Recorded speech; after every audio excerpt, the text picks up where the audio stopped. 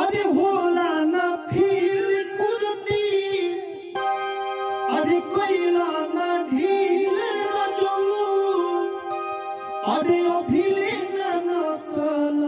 बिछाना हो तो काहे खाती राजा हर गवाना करवला काहे खाती राजा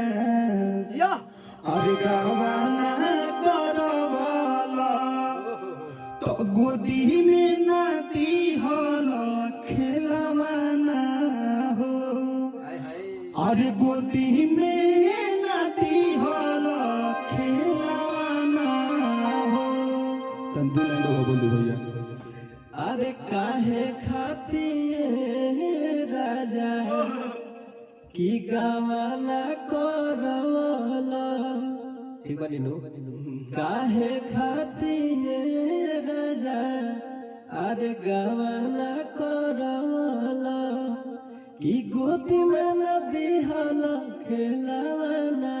हो अरे गोदी